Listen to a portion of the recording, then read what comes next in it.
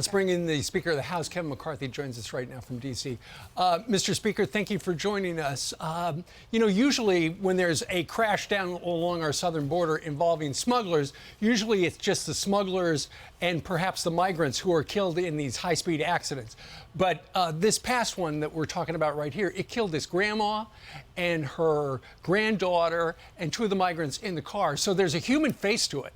And that's what's so galling about the fact that you guys had a hearing on our southern border this past week. Not a single Democrat showed up to see with their own two eyes what's going on. No, and it's not an isolated case. We were just down in Tucson. About the same story, a 65-year-old woman who was going to a retirement party.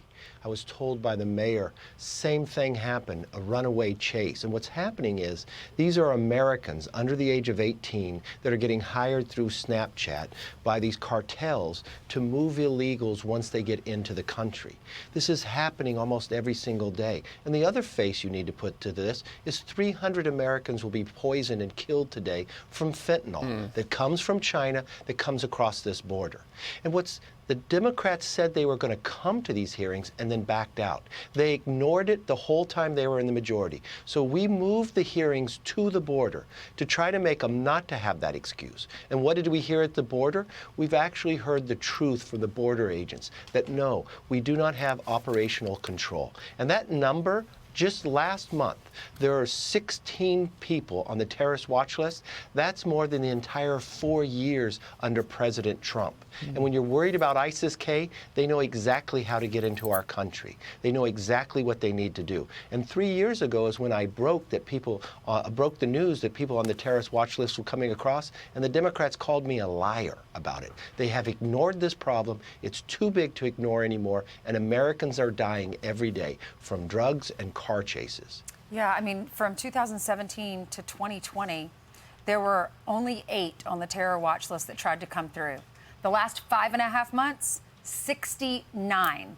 We are on pace to break last year's record. The total last year, as you remember, was 98. Why don't the Democrats care about this? Why isn't this even an issue? When you look at the terror numbers, when you look at the fentanyl numbers that you were highlighting, when you think about all the kids that are trafficked and taken across the border, why don't they care? I can't answer that because I'm shocked and enraged every single day on this. Americans are dying. Think of the number of 300 just in fentanyl. That's the equivalent of an airline crashing every single day in this country, and they won't even show up to get the news. If they believed it was different, then show up and make the argument. If they believe, like the Homeland Security Secretary, that this border is secure, why would they be afraid to come to the hearing? Because they can't face what is really happening, and they're not facing the American public. And now every single community is a border city. Every single community has fentanyl in it. I was in Tennessee yesterday, and the sheriff told me the #1 problem is fentanyl. In a city of Chattanooga, this is the problem that is happening, and the Democrats won't even do something about it. But the worst case is they ignore it and try to hide from it because they know what they created. So, Mr. Speaker, I know you're going to be hosting the president today at a special event similar for Ireland for St. Patrick's Day. At the Capitol. At the Capitol. But I think the bigger story is the president is having trouble holding on to Republican support as it relates to war with Ukraine and Russia. Clearly, we know who the problem is. It's Russia. What's happening to your party? Where's that support going?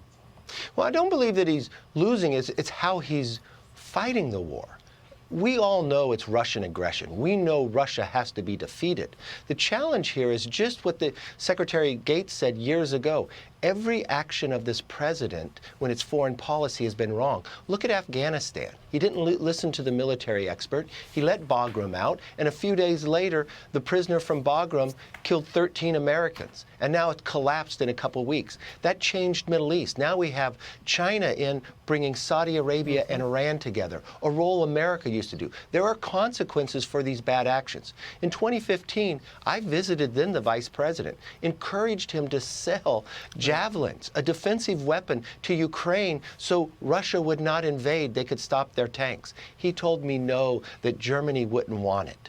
These actions have been too slow. We don't want to give a blank check where it's just money going out. Sure. We want to win the war to make sure. Now you have something very similar to 1936. You have an axis of power that's against democracies and freedom. You have China, North Korea, Russia, and Iran. Republicans stand very strong and firm to defeat that. We believe in freedom. We believe in the ability to go forward. But the president has been slow, delayed, and hasn't have a plan for victory. He didn't listen to his military in Afghanistan. There's now consequences that are going to last for decades to Americans. That is another thing that the Democrat ignored. Never had one hearing on it. We've taken the majority. We had a hearing, and you know what we found out?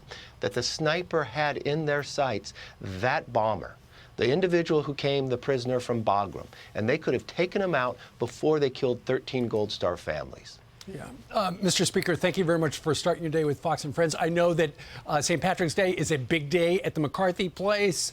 Have fun with the president and the Taoiseach of Ireland. Is this a fun event? It really is. And remember, this started with Ronald Reagan and Tip O'Neill, two people that had different philosophies that found the ability to come together. And it is a big day for me. And if I can end with my father's favorite quote, you know, may the road rise up to meet your feet. May the wind always be at your back.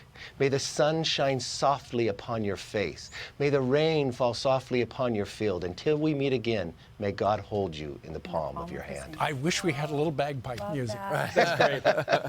Mr. Speaker, thank you very much. Thank you. I'm Steve Ducey. I'm Brian Kilmeade. And I'm Ainsley Earhart. And click here to subscribe to the Fox News YouTube page to catch our hottest interviews and most compelling analysis.